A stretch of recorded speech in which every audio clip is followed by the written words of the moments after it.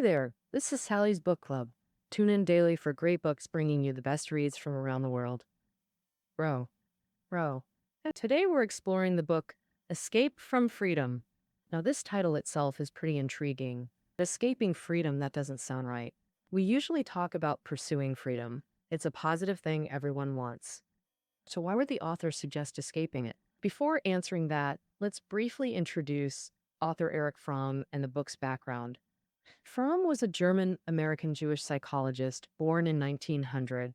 He earned his PhD at Heidelberg University and became a prominent psychoanalyst and humanistic philosopher. In 1934, when Nazis came to power, the 34-year-old fled to America. While working at Columbia University, he wrote Left Pointing to Escape from Freedom, his first major publication. Fromm's key psychological theory. Human behavior isn't just instinctual.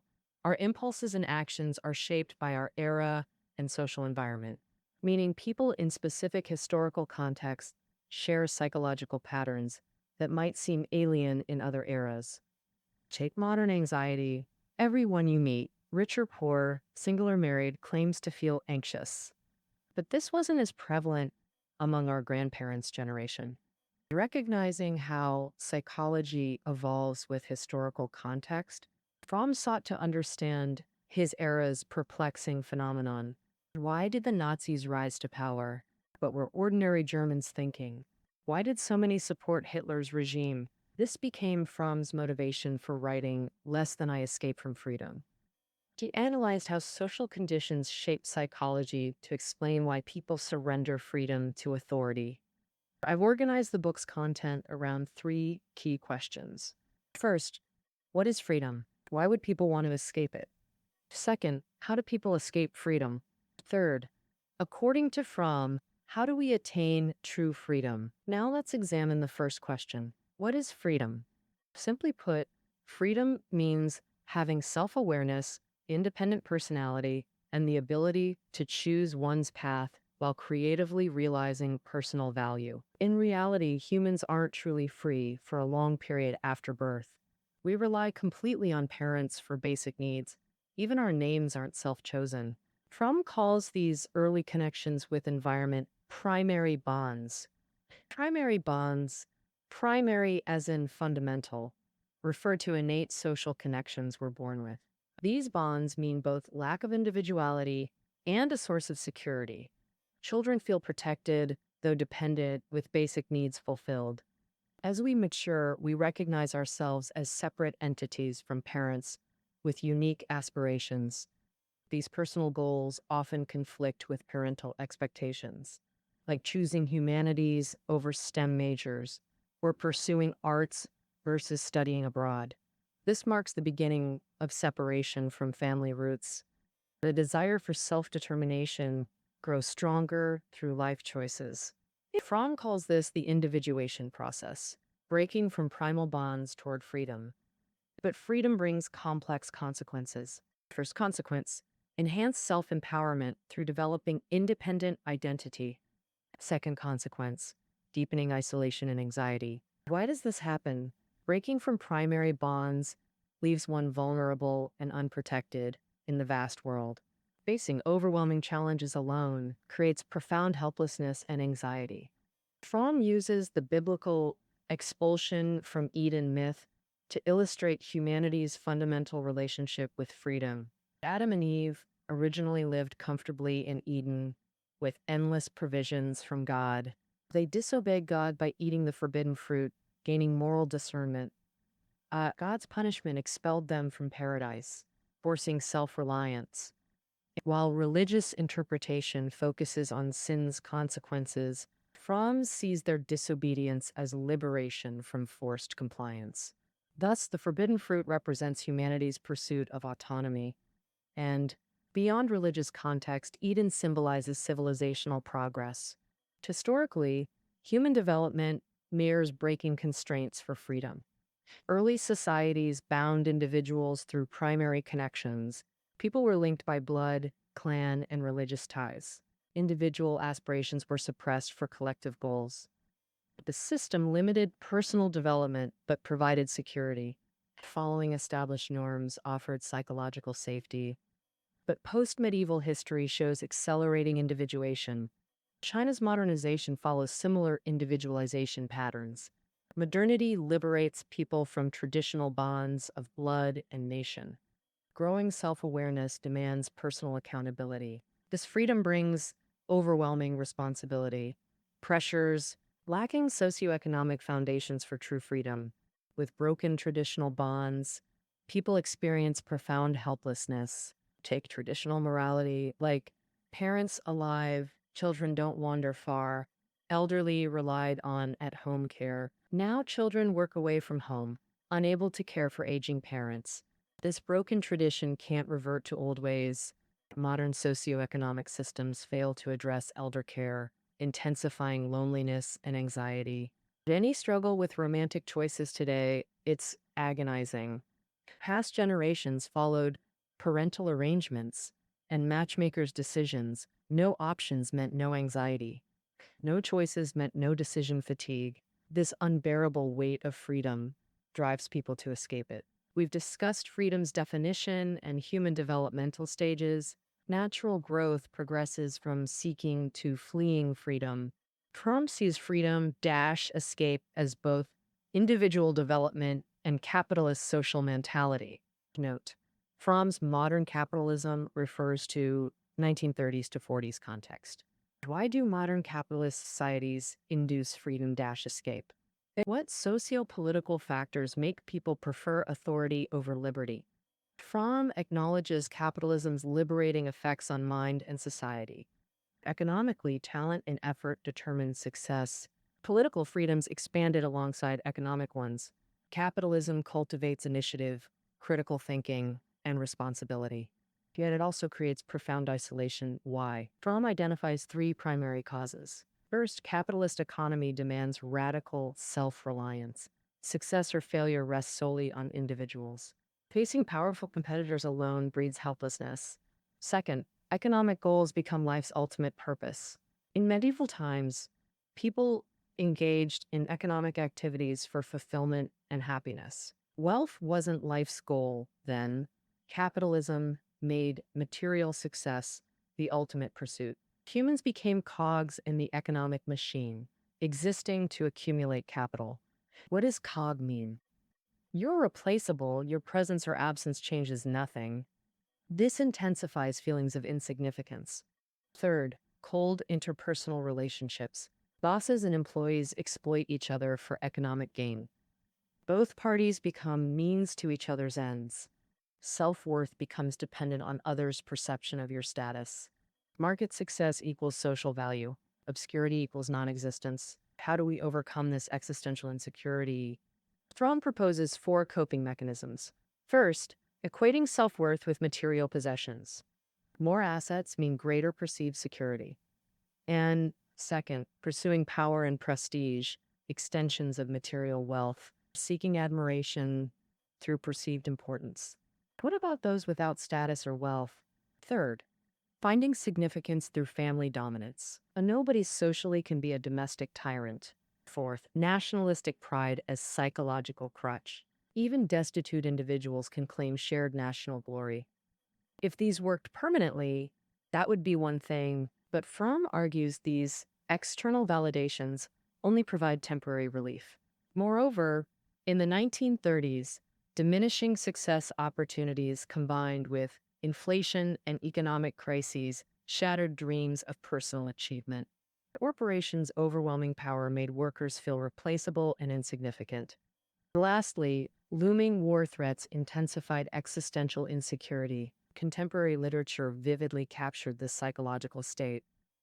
Kafka's Less Than Sign, The Castle depicts a man's futile quest to connect with mysterious authorities. This inescapable isolation drives what Fromm calls escape from freedom.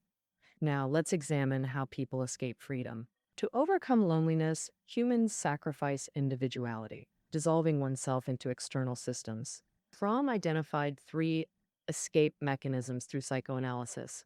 First, binding oneself to authority systems. How does this binding occur? Fromm describes 2 methods: submitting to authority, masochism, or becoming the authority, controlling others, sadism. Both approaches erase independent selfhood. The masochist's loss of autonomy is obvious, but why do dominators also lose themselves? Fromm argues sadism stems from internal insecurity requiring external validation. Both roles represent freedom-avoidance through self-erasure. One escape route is making life and psyche dependent on others. Recall Fromm's motivation, understanding Nazi support in Germany. He saw Nazi allegiance as capitalist-era freedom avoidance. Fromm distinguished two groups in Nazi psychology. First group, non-believers who passively complied, workers and liberals. Their compliance stemmed from post-WWI exhaustion and dashed hopes. Cynicism made them accept any regime, despite disagreeing. Hitler's monopolization of power equated regime with nation. Opposing Nazis meant betraying Germany, unthinkable for civilians. Even critics defended Nazis internationally to avoid isolation. Fear of ostracization forced feigned loyalty. Second group, fanatical supporters, petty bourgeoisie and clerks. Nazi ideology's blind obedience and ethnic supremacy appealed deeply. Fromm attributed this to economic or psychological deprivation. 1929 depression destroyed post-war recovery hopes. Many worked hard to save money, only to see it become worthless. During inflation, the middle class became the most vulnerable between workers and elites. WWY defeat shattered the petty bourgeoisie's foundational beliefs. Emperors mocked, officials attacked, political systems overturned. What could commoners trust? Their last security fortress, the family, crumbled too. Post-war erosion of patriarchal authority widened generational divides. Older generations grew bitter and cynical. Nazi allegiance offered restored status through bureaucratic positions. Hitler's regime masterfully manipulated these psychological vulnerabilities. Germans desperately sought security through absolute obedience. Thus emerged the authoritarian symbiosis. Modern parallels exist in abusive relationships. Some abuse victims paradoxically cling to their abusers. The cycle of violence and forgiveness perpetuates dependency. Fromm identifies this as mutual sadomasochistic dynamic. Both fear independence, victim doubts survival without abuser. Abuser fears losing control subject. Second escape method, destructive behavior. What constitutes destruction? Some express existential frustration through nihilistic rebellion. Destroying becomes misguided self-affirmation. If I destroy the world, no one can hurt me anymore. These psychological mechanisms explain phenomena like abuse, terrorism, and genocide. When destructive impulses get suppressed, they turn inward as self-harm. And why self-destruction? Eliminating myself prevents others from hurting me. Suicide becomes the ultimate expression, but subtler self-destructive behaviors exist too, like alcoholism. All destruction aims to erase pain through self-annihilation. Third method, mechanical conformity, mindless adoption of social norms. In fascist states, this meant obeying supreme leaders. In democracies like America, it's compulsive uniformity, following the herd. What does this mean? Faced with overwhelming choices, people fear self-determination. Blending into the crowd avoids judgment and decision fatigue. This explains modern homogeneity, like cloned influencer faces, marrying because it's time despite lacking love. Melting into the masses creates false security, but conformity erases authentic selfhood. Fromm's three freedom escape methods. 1. Binding relationships, destruction, self or world. 3. Mechanical conformity. This might sound bleak. How do we achieve true freedom then? Today's final section addresses this crucial question. We've discussed humanity's cycle from constraint to freedom, then back to seeking bondage due to isolation. Does this imply an inevitable loop? Must independence always mean loneliness? Absolutely not. Fromm believes expanded freedom needn't create vicious cycles. We can be free yet connected. True freedom comes through self-actualization, not external validation. What exactly is self-actualization? How do we achieve it? Fromm suggests cultivating spontaneous activities that provide intrinsic fulfillment. This leads us to a major psychological concept. What defines spontaneous activity? While scholarly definitions vary, let's simplify through comparison. Unlike compulsory acts forced by external pressures, spontaneous actions stem from authentic volition. They differ from robotic compliance without critical thought, blind obedience versus conscious choice making. Spontaneous acts involve mindful acceptance of external cues. True spontaneity remains rare due to societal constraints, like feigning respect towards disliked superiors or sacrificing career passions for family obligations. Yet glimpses exist. Artists and philosophers exemplify spontaneity. Their thoughts and actions express authentic selves, not programmed responses. But their authentic expressions often appear eccentric to others. Children embody spontaneity. They genuinely feel and think. Kids express desires and fears directly without filters. Most adults occasionally glimpse spontaneous moments. Remember childhood eureka moments solving math problems? That pure joy came from self-achievement, not external praise. Authentic happiness springs from overcoming challenges independently, like spontaneous romantic attraction, that heartbeat moment, Fromm's love concept, maintaining independence while connecting. Healthy love preserves individuality without domination. Complete personalities neither cling nor control. Labor is key, not compulsory labor for survival, but creative expression. Forced work differs fundamentally from voluntary creation. True labor means creating with authentic thoughts, feelings. The creative process matters more than end products. Our culture prioritizes the opposite. We value merchandise over creative production. Money becomes proxy for all value, material and spiritual. Thus, we lose appreciation for creation itself. It's like valuing math test scores over the joy of problem solving, hence our emotional roller coaster between achievement and loss. Fromm argues true security comes through spontaneous love or labor, recognizing life's meaning in the process itself. All right, Escape from Freedom teaches true freedom is self aware autonomy and creative self realization. Both personal growth and historical progress involve breaking constraints for freedom. This journey brings empowerment alongside existential anxiety. Thus, people escape freedom through authoritarianism, destruction, or conformity. Fromm deems these negative freedoms ineffective against loneliness. The solution: authentic self reliance through spontaneous love and creative work. That concludes our exploration of less than sign escape from freedom. Find notes below. See you tomorrow.